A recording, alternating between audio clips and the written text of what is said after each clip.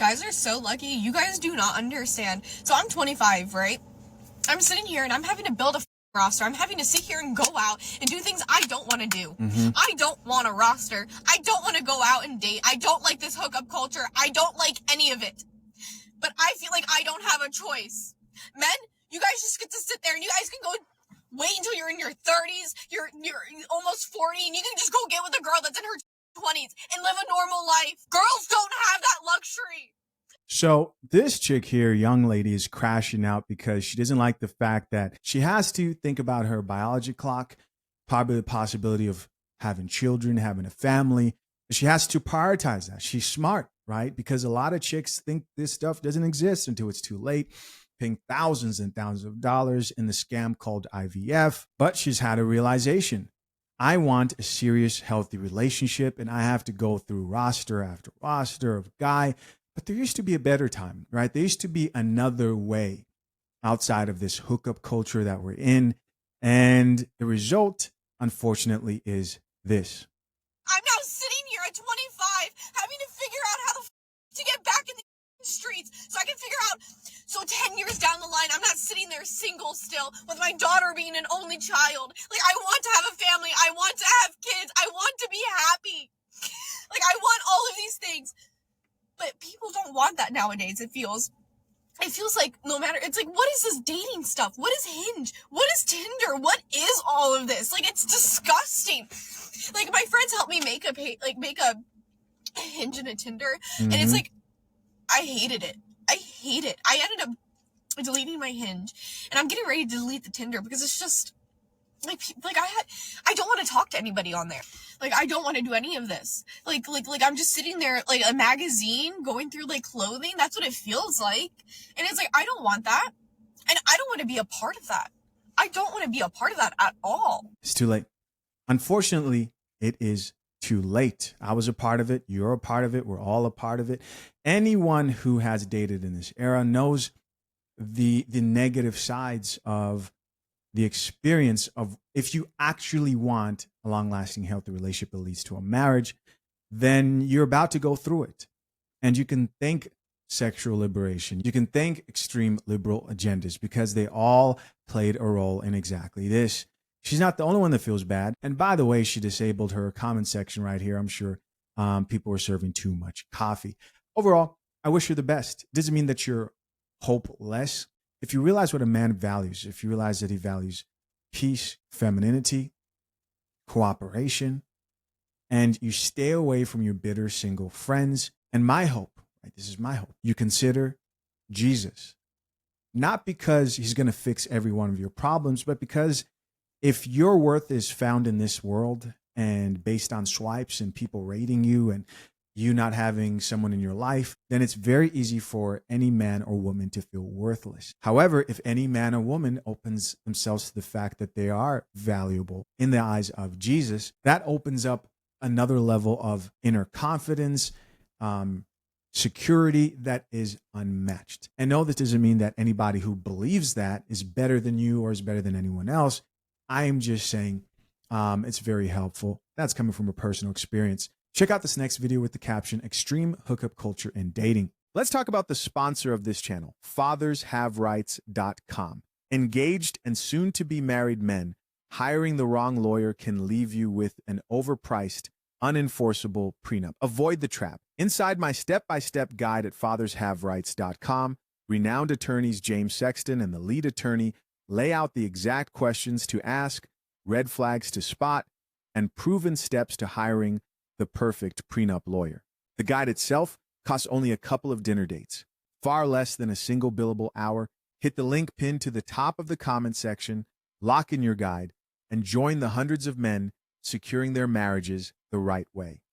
So a couple of days ago, I heard this guy mention in casual conversation that for every 10 first dates that he's had, he's sleeping with at least 8 of those women on the first date. I believe it.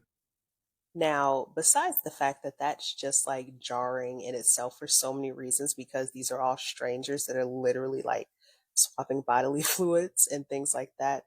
it just like made me really think about like how we as a generation, as a society, are viewing dating. Like, is this normal? Is this what we're really doing out here? Because if I were to think about my last 10 first dates, you're hard pressed for me to even want to see those men again, let alone like sleep with them. Like, I can't even think about how many men I truly wanted to see out of my last 10 first dates. So, clue me in. Tell me what's going on out here. Let me tell her what's going on. And guys, these are what I'm about to say is very uncomfortable. Part of the reason why people don't like these conversations. What's going on is, yes, if you look at your past 10 dates, you'd be hard pressed to find somebody who was worthy enough, as you said, to give it up to, but chances are you gave it up to somebody. Drink the coffee, it'll make you feel better. You gave it up to somebody. And I'm going to assume that this woman and the woman before, they don't identify themselves as Christian in the sense that they don't believe in trying your best to abstain from sexual immorality. Heavy on trying your best, because we've all fallen short here. What I'm trying to do here is answer her question. What's going on? Why is this guy saying he's able to knock down 8 out of the 10 women that he goes on a date with? Well, that is the experience of a high sought out man in the dating market. This is not the average guy's story. And from the woman's perspective, they're going through and they're saying, no, no, no, no, no, no, yes. But the one guy they're saying yes to, there are plenty of women who are saying yes to that one man. The uncomfortable truth here is sexual liberation and hookup culture really benefits the top percentage of men at the end of the day. They're the ones who get access to all the women. They're the ones who have all the chicks fighting for them. This is the truth. Is that normal? Is that statistic normal? Like, guys, let me know like how you're viewing this, because it's just like, that was a jarring statistic, because it's just like, are we really viewing, I guess, dating as that transactional? Or are we viewing it as that like instant gratification? You know, like, how are we viewing each other, you know, like gender wise? Are we just viewing like the opposite sex is just a body to conquer? Because that's what, you know, that's what it's giving when you're with 8 out of 10 strangers immediately. And, you know, I know hookup culture is fun, things like that. But for me, I just can't believe realistically that you also have built a connection and chemistry with that many people immediately. Well, when it comes to casual sex, it's less about connection, right? So this next clip is from The Diary of a CEO. The caption here reads, "Feminist explains the issue with hookup culture." Check it out. They shouldn't have to- let me, can I finish? Yeah, sorry. Okay, sorry. So you interrupted, so I didn't get to I'm finish. so sorry. Okay. Freedom has become a pressure. There's become a societal pressure to be free. Mostly the term hookup culture is used between 15 and 30. So you're correct in saying a 32-year-old woman should have the right to have sex with whoever the hell she wants to have sex with. And I'm right there with you. She should have choice, whatever. But young women, young men who are developing emotionally, mentally, should not have the right. No, that's They not shouldn't have no, the right. let me, can I finish? Yeah, sorry. Okay, sorry. So you interrupted, so I didn't get to I'm finish. so sorry. Okay.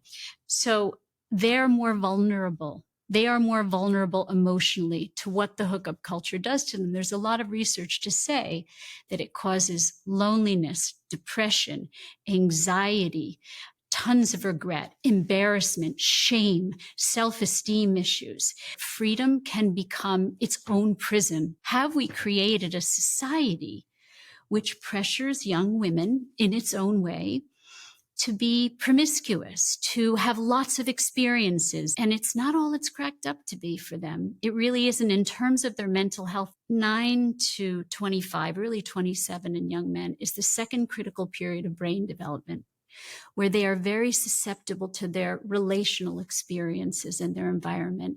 And so in that period of development, which is mostly what we use the term hookup culture for, that's a very vulnerable brain. And so we have created a culture that confuses that brain, that offers too many choices, that pressures them into having multiple partners and many experiences, and leaves them feeling empty and lonely. So I want to answer the question she said right there. Have we pressured young women into wanting to be more promiscuous? I could see an argument for that. However, I also can see an argument for the fact that we have highlighted the positives of hookup culture because, guys, we keep it real here.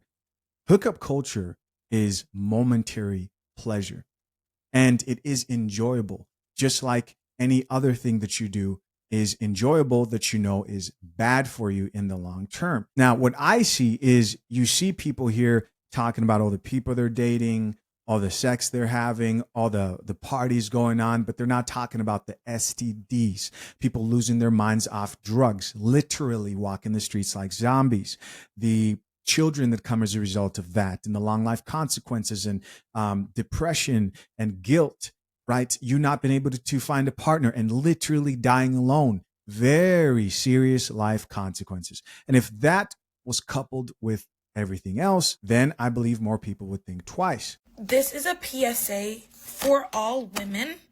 All women, listen up. So I just saw this video of this girl named Julia on my feed talking about how hookup culture has left her feeling empty and has a low self-esteem and everything of that nature. And I'm going to just say this very, very widely. There's no judgment here at all. This is a safe space. I'm not judging anybody for anything that they've done. I don't participate in hookup culture. But one thing that I'll say is that when you enter this sphere, this lifestyle, because that's exactly what it is, you have to be able, as a woman, you have to be able to feel disposable. And you cannot be seeking love or intimacy in hookup culture. That is what I feel like was the first mistake that she made, was looking for someone to cling on to love her and to care for her in hookup culture. That is damn near impossible. And it's not that like casual sex in general is inherently bad. That's not true, actually. It's not inherently bad, but it's just that biologically women have oxytocin that's released at a higher level, and that's a bonding hormone, while men are like they're having dopamine. Like, this is like fun and transactional for them. We're not the same. We're not the same. And especially if you're going into it not mentally wired or prepared to fight that like oxytocin and like fight those feelings of attachment that are naturally higher in women, then you're gonna get stuck in this cycle and your self-esteem will plummet. And to top it all off, if you're looking for intimacy, for caring, for love from a man, especially that young, there's something else that's going on. And you need to figure that out for yourself. Like, there's an internal issue that you need to figure out for yourself, because you should always find satisfaction and safety and harmony within yourself. And then these men will just come. You're like a magnet, and they'll come to you once you have handled yours. I hope this girl sees this video and knows that like it's all love, and like I'm all for my women really rebuilding themselves up and taking care of their mental and physical and sexual health. Like, I'm here for that. So yeah, much love to my girlies. Hey guys, as always, I appreciate you checking out yet another episode of the Coffee Pod. To my currently engaged or soon to be married men, if you need a prenup and would like a guide that shows you how to get a solid and legally binding prenuptial agreement, hit the link pinned to the top of the comment section and access your guide at fathershaverights.com today.